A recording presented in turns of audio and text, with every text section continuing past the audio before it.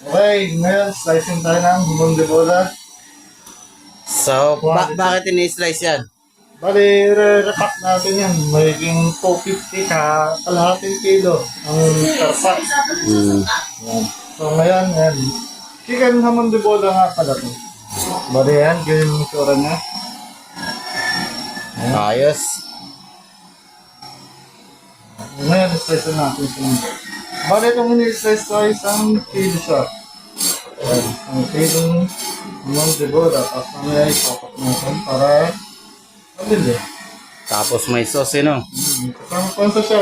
Yung sauce niya ay niluluto pa ni Mars. Yan, sauce natin. Kita niyo naman. Ito yung aming slicer, si Jiro. Ma'am, kaway ka sa vlog namin, ma'am. Yan pala yung boss namin. Boss namin. Kita niyo mo. Quality. Nausok-usok pa. Ito naman di bola na tayo ito na gumagawa. Lahat ng product mo. Pag mga gusto nyo ng mga frozen food, pupuntahan nyo lang si, Mang Angelita Diaw. Search niyo sa Facebook. love spell. Angelita Diaw. Tapos message niyo lang. Lagi mo nasagot yan sa mga inquiry.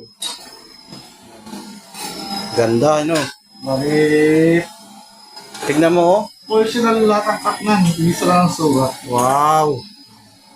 Isa lang ang kapal. Akala mo yung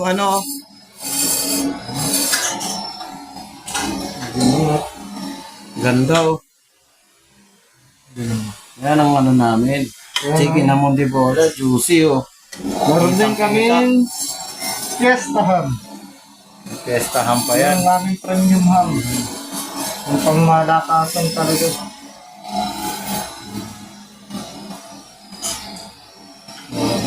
Oh. Kaya na po. Kaya na. Yan na, oh. Ganyan na yung chicken hamon de bola namin pag na-slice. Kaya ka. Oh. May taas pa. Yum, yum, yum. So, DM lang guys kung gusto nyo umorder. Message Okay. nyo lang po si ma'am. Sasagot naman po yan sa ating inquiry. Salamat!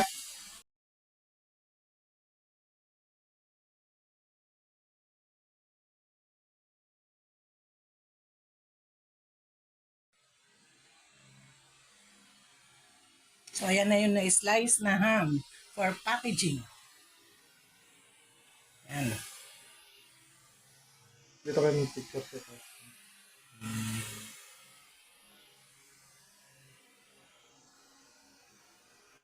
Ayan, chinichill muna namin bago siya ipack.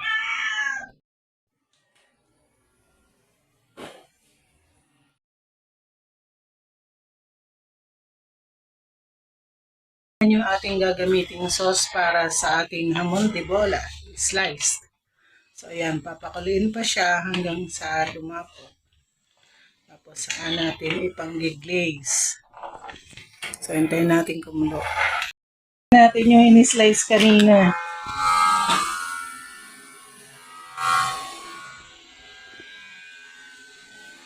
So, 220 grams ang packing natin. Ganyan. Ito ang liit ng timbangan mo. Nasaan yung isa? Ayaw nga, gumano naman kasi. Dapat sa 180. Ayan, oh. 180 para 40 grams. Tapos, Yan. lagay natin sa inner.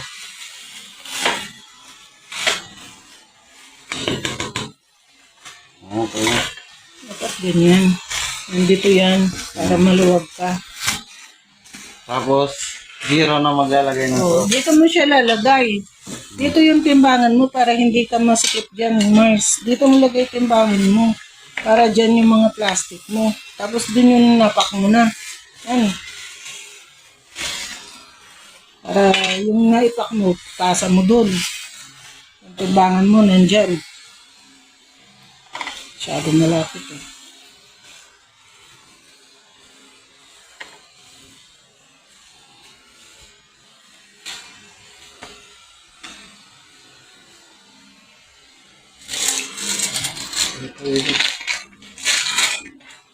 Masyado nabuo yung ano mo, yung sauce mo.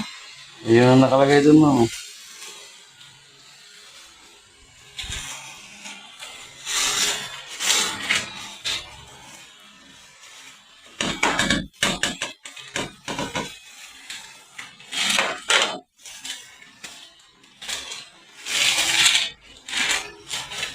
Kaya mo na si Jiro mag-ayos yan.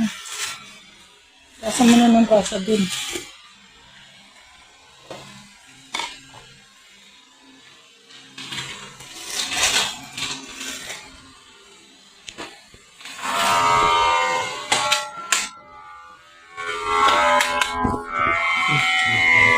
Yan, binabaklim ni Jiro.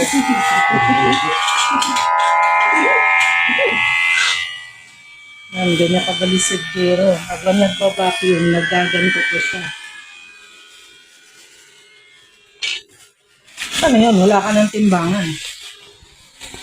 Jiro, Dalawang takal yung 40 grams. sigurado ka. Yes, ma'am.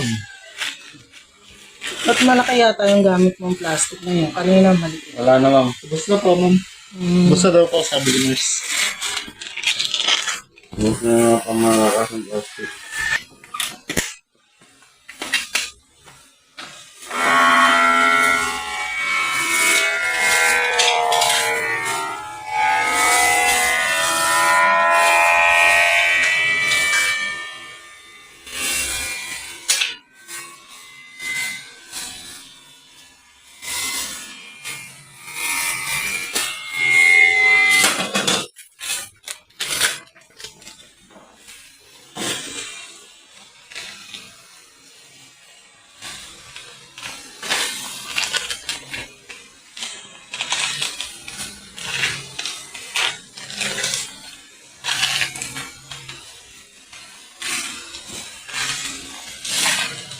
Gitna mo siya. Ano?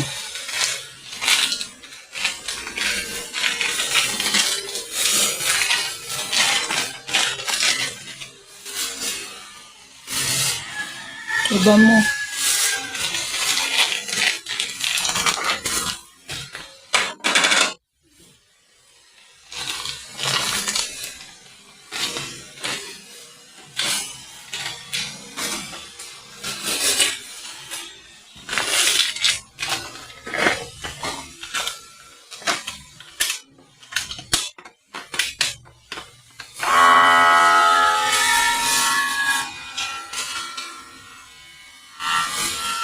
Hindi siya nagpa-vacuum.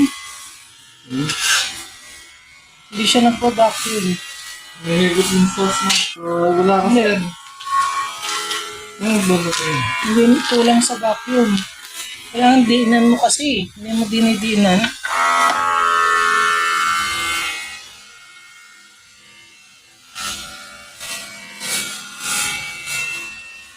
Mga walang vacuum, oh. Kailangan dinidiinan mo. Wala, huli na eh. Ito nga siya. Dapat, umpisa pa lang, dinidiinan mo na. Puro walang vacuum eh. Di sayang yung plastic mong di-vacuum. Huwag na lang gamitin ng di-vacuum. Tsaka may crease, may crumple. Anong crumple? Ayun, yung nag-overlap. Hindi talaga magba-vacuum pag may crease. Siguro mo ito. Na-adjust. Ayaw sa minggo mo. Hindi, na-adjust. Lagi natatanggal yung bakit eh. Lagi natatanggal yung goma. Puro walang vacuum eh, oh. Puro open. Hindi, wag na kayong gumamit ng vacuum. Piin na lang. Pag ganyan. Oh, piin na lang. Ba't pa kayo gagamit ng may vacuum kung hindi nyo naman bina-vacuum? Ayun. Kailangan yan. Try ko rin mo. Huwag mong iwan habang nagsisil. Ano mo. Kailangan nakatuto ka dyan pag nagsisil. Hanggang sa magsil na siya na mag-vacuum. Kasi puro walang vacuum mo, puro open. E di, PE na lang gamitin nyo, wag ng vacuum. Ang mahal ng vacuum na bag. Kano isa yan? 4 pesos isa eh, tapos eh, hindi man siya vacuum. E di, PE na lang para mas mura.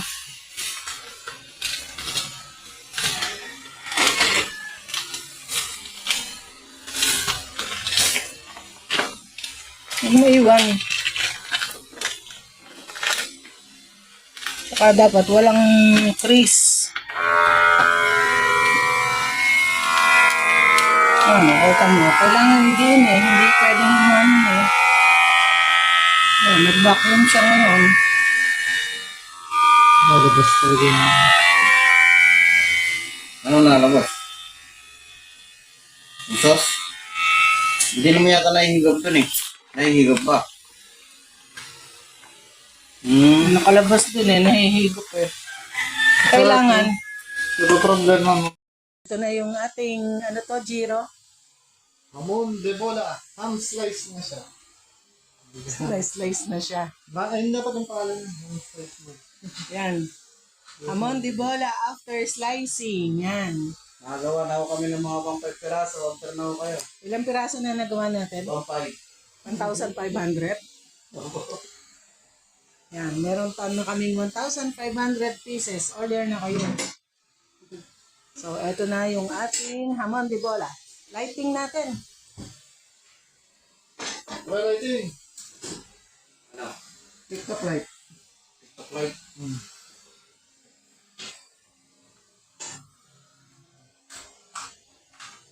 Yan.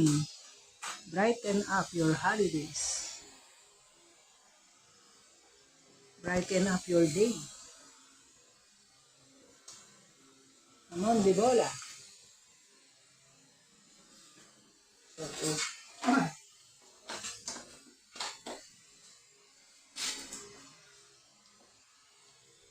Tatanggalin mo yung Giro para malinis yung ibabaw. So, ito na si Giro. Naglilinis na siya ng ating slicer. After niyang gamitin yung slicer, Dapat laging malinis. Use contamination. linisin na niya yan. Mamaya, Sasabunin niya yan. sasanitize pa natin yan. Bali, tinatanggal ko lang yung mga buong karne. Yan. Marami. Para mamaya sasanitize ka lang. Tapos lilinisin niya. Kasi bawal pa sa inyo. Sasabunin. Masabog. Basta natin na. Tapos sa kanya sasanitize. So, eto na yung na-slice niyang hamon de bola. Yan. Madami pa. Nandun na sa ating freezer. Close up natin.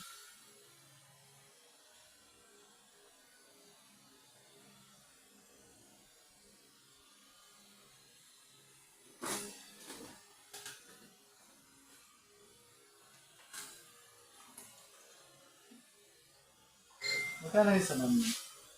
75. 75.